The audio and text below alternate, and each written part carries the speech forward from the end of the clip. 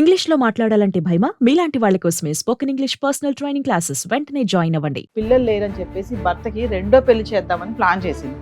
తీరా చూస్తే ట్విస్ట్. మనకి క్లైమాక్స్ ఏంటనేది అనవసరం, అది అర్థమైపోతూనే ఉంటుంది అందరికీ. బిఫోర్ ఏం జరిగింది, ఇక్కడ దూరం పెట్టడం వల్ల అక్కడ ఇంకొకరికి దగ్గర అయిపోయి ఆటోమేటిక్గా అది ఫిజికల్ నీడ్ అయిపోతుంది. అది అంటే ఇలా అమాయకత్వం అన్నమాట. అంటే ముందు చూపు లేకపోవడం.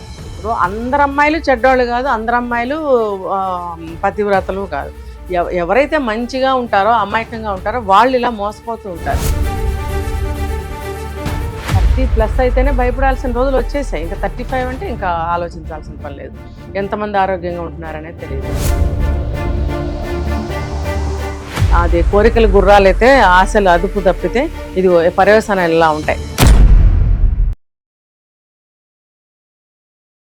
నమస్తే, welcome back to Suman TV. ప్రస్తుతం మనతో పాటు ఉన్నారు family counsellor, motivational speaker, public speaker Rajani Rama గారు. నమస్తే మ్యామ్. నమస్తే నవీన. మేడం, ఇప్పుడు చాలా మంది మహిళలు అంటే పెళ్ళి అయ్యాక నెక్స్ట్ ఐటమ్ ఏంటంటే పిల్లలు. అందరూ అడుగుతూ ఉంటారు, ఇంకా పిల్లలు పుట్టలేదు ఏంటి అనేసి. అప్పుడు ఏంటంటే వీళ్ళకి సంథింగ్ ఏదైనా హెల్త్ ఇష్యూస్ కానీ ఏదైనా ప్రాబ్లం ఉందనుకోండి, లేడీస్ ఏం చేస్తారంటే పిల్లలు పుట్టట్లేదు అని చెప్పేసి కొంతమంది హస్బెండ్కి వేరే పెళ్లి చేద్దాము, ఎట్లయినా పిల్లలు కావాలి మనకి. కొంతమంది దత్తత తీసుకోవడానికి ఇష్టపడరు, మన బ్లడ్ ఉండాలి, మన డిఎన్ఏ ఉండాలని ఆలోచిస్తూ ఉంటారు. అలాంటి సంఘటన ఒకటి జరిగింది. పిల్లలు లేరని చెప్పేసి భర్తకి రెండో పెళ్లి చేద్దామని ప్లాన్ చేసింది. తీరా చూస్తే ట్విస్ట్. అది మీకు కూడా తెలిసిందే. ఒక్కసారి మన వివరాలకు వెళ్తే ఇలా అంటే ఇది అమాయకత్వం అనుకోవాలా, తెలివి అనుకోవాలా, తెలివి తక్కువ నాకు తెలియదు. మనకి ఎవరికైతే ఈ కేసు జరిగిందో ఆవిడ ఒక ఛానల్ వాళ్ళకి ఇన్స్టాలోనో ఒక మెయిల్ పెట్టినట్టు తెలుస్తుంది. ఇలా జరిగిన సంఘటన అంటే చేతులు కాలిన తర్వాత ఆకులు పట్టుకుంటే అంటారు కదా, ప్రయోజనాలు ఏమి ఉండవు. అంటే ఆవిడ ఏం చేసిందంటే ప్రేమించి పెళ్లి చేసుకున్నారు. ఇంకా చెప్పాలంటే ముందు ఆ అబ్బాయి బాగా లవ్ చేశాడు, ఈ అమ్మాయి కొంచెం బెట్టు చేసి అసలు టెస్ట్ చేద్దాంలే అని కొంతకాలం ఊరుకుందట. తర్వాత అతను గట్టిగా ప్రపోజ్ చేసేటప్పటికి ఇంకా లేట్ చేయటం ఎందుకులే అని తను కూడా ఒప్పుకుంది. చక్కగా తిరిగారు, లవ్ చేసుకున్నారు, మ్యారేజ్ చేసుకున్నారు. తర్వాత మంచిగా ఒక ఇల్లు అంతా రెడీ చేసుకున్న తర్వాత ఫ్యామిలీ ప్లానింగ్ చేసుకుందాం అనుకున్నారట. సరే తర్వాత చేసుకున్నారు. ఫ్యామిలీ ప్లానింగ్ చేసుకుంటే పిల్లలు కాలే. కానప్పుడు ఇంకా వర్రీ స్టార్ట్ అయింది. అప్పటికే ఏజ్ బార్ అవుతుంది, చాలా టైం పాస్ అయింది. ఏం చేయాలి డాక్టర్ల చుట్టూ తిరగడం మొదలెట్టారు. అంటే ఇప్పుడు అందరూ కూడా చేస్తున్న తప్పిదే. మన సొసైటీలో ప్రతి ఒక్కళ్ళు కెరీర్ అనో ఇంకొకటనో వచ్చిన భర్తనో భార్యనో టెస్ట్ చేసుకోవాలి ఫస్ట్. ఇది ఎక్కువ అమ్మాయిలు చేస్తున్నారు. అబ్బాయిలు ఎంతకాలం మనతో ఉంటారో ఉండరో మనకు తెలియదు. విడాకులు అయిపోతాయా అంటే నెగిటివ్ థాట్స్ తోటి వీళ్ళు లైఫ్ స్టార్ట్ చేస్తున్నారని అర్థమవుతుంది. అంటే కొంతకాలం జరిగిన తర్వాత ఆ గ్యారంటీస్ దొరికిన తర్వాత అప్పుడు వీళ్ళు ప్రొసీడ్ అవుతున్నారు. దానివల్ల ఏమవుతుంది, ఏజ్ బార్ అవుతుంది, 35+ అయిపోతున్నారు వీళ్ళు. అప్పటికేమవుతుంది, మనం చెప్పుకున్నాం కొన్ని వీడియోస్లో, వీళ్ళకి మోనోపాజ్ దశ వచ్చేస్తుంది, తర్వాత బాడీ డల్ అవుతుంది, యాక్టివ్నెస్ తగ్గుతుంది, హెల్త్ ఇష్యూస్ చిన్నగా స్టార్ట్ అవుతుంది, షుగర్లని, బీపీలని. 30+ అయితేనే భయపడాల్సిన రోజులు వచ్చేసాయి. ఇంకా 35 అంటే ఇంకా ఆలోచించాల్సిన పని లేదు. ఎంతమంది ఆరోగ్యంగా ఉంటున్నారనేది తెలియదు. సో వీళ్ళకి కూడా అదే పరిస్థితి. పిల్లలు పుట్టకపోతే ఇంక డాక్టర్ల చుట్టూ వాళ్ళు కూడా మరి చేతులు ఎత్తేసారు. అప్పుడు ఏం చేయాలి? ఇప్పుడు ఈ మధ్య మన సరోగసి అవన్నీ విని అవి కూడా ఎంతవరకు గ్యారంటీ తెలియక అల్లాడుతున్నారు పాపం జనాలు. హెల్త్లు పాడయ్యి, డబ్బులు పాడయ్యి, ఎటు పోవాలి? అసలు గందరగోళం అయిపోయింది ఈ సిచ్యువేషన్ బయట మనకి. మరి వీళ్ళేమో మేల్కొనట్లేదు. ఈవిడేం చేసింది, పాత సినిమాల్లో ఇలా చూపించేవారు మనకి, భర్తని వేరే వాళ్ళకి ఇచ్చి పెళ్లి చేయడమా, కొద్ది రోజులు ఇంట్లో పెట్టుకుని ఆ ప్రెగ్నెన్సీ వచ్చిన తర్వాత మళ్ళీ వాళ్ళిద్దరు సఖ్యత వీళ్ళు భరించలేక చూస్తూనే ఉన్నాం.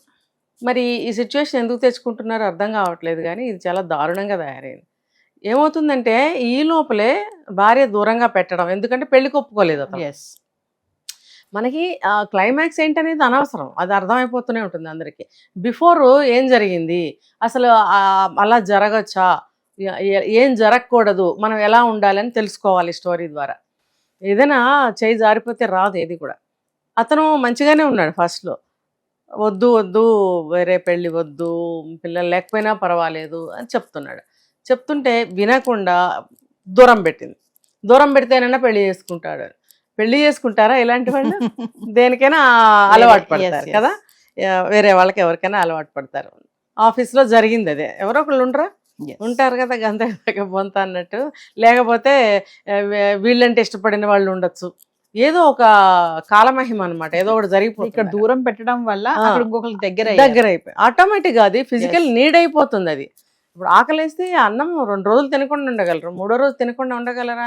అంటే అది ప్రాణం నిలుపుకోవడానికి ఇదేమో వాళ్ళ వాళ్ళ ఆఫీస్లో ఉన్న టెన్షన్సే కానీ Yes. వాళ్ళ మనసులో కలిగిన కోరిక వాట్ ఎవర్ వాళ్ళు ఏమని ఫీల్ అవుతున్నారో ఆ ఫీలింగ్ మన భాషను చెప్పలేం. అది వాళ్ళ ఫీలింగ్, అది అందరికీ కలగకపోవచ్చు. Yes. ఏ భార్య 4 రోజులు దూరం పెడితే ఉండలేవా నువ్వు? భార్య ఊరు వెళ్తే 4 రోజులు ఉండలేరా మీరు?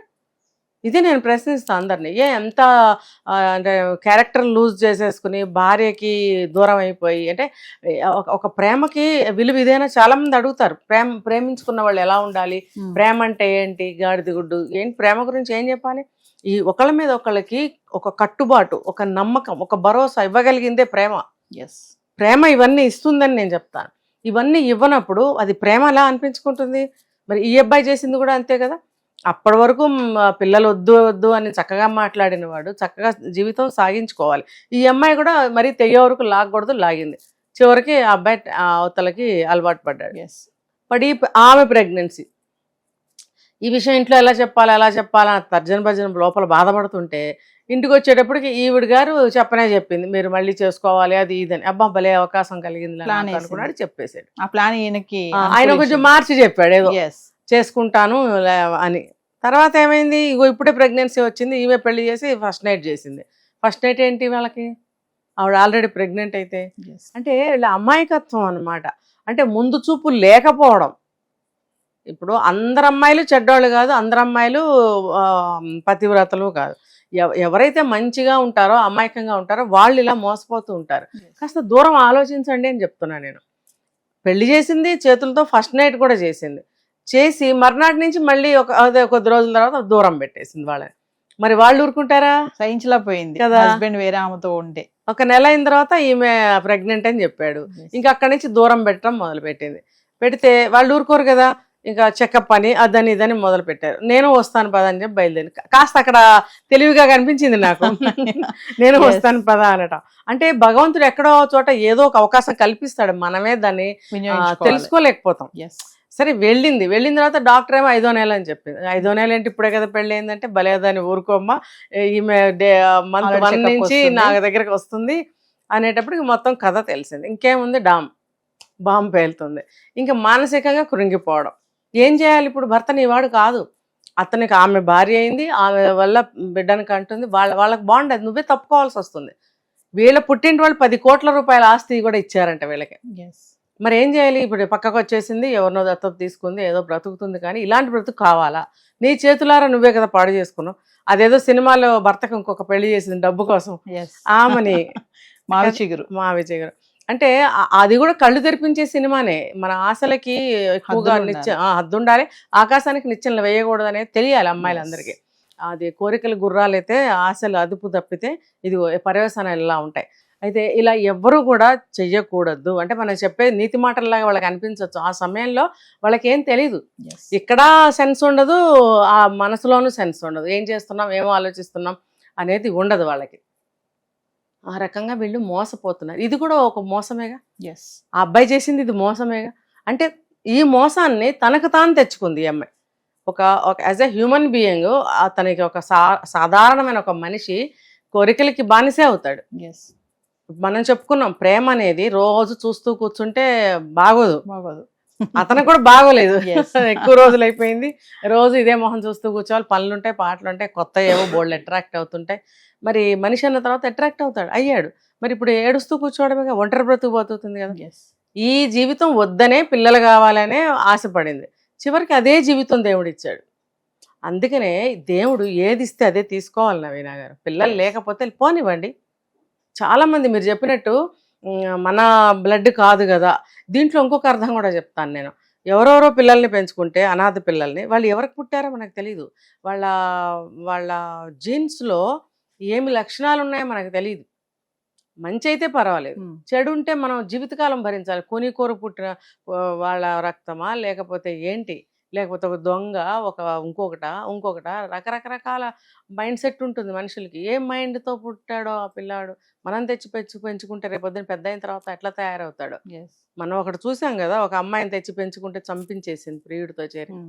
అందుకనే చాలా మంది బయట నుంచి తెచ్చుకుని పెంచుకోవడానికి ఇష్టపడరు. సొంత బిడ్డలే ఓకే, పుడితే ఓకే, లేకపోతే నోరు మూసుకుని కూర్చుని భజన చేసుకోండి, హాయిగా జపం చేసుకోండి, మీ ఉద్యోగం పిచ్చి పిచ్చి చేసుకోండి, ఇలాంటి పిచ్చి పిచ్చి ప్లాన్లు వేయకూడదు. పిచ్చి పిచ్చి ప్లాన్లు పెళ్లి వేయకూడదు. చేద్దాము. చేతులారా జీవితాన్ని నాశనం చేసుకోవటం ఇదంతా. Yes. ఏది ఇస్తే అది తీసుకోవాలంటారు చూసారా. Hmm. గుళ్ళోకి వెళ్తారు ఒక్కొక్కళ్ళు, ప్రసాదం మాకు మాకు అసలు ఎప్పుడు అలా చేయొద్దు, నుంచోండి.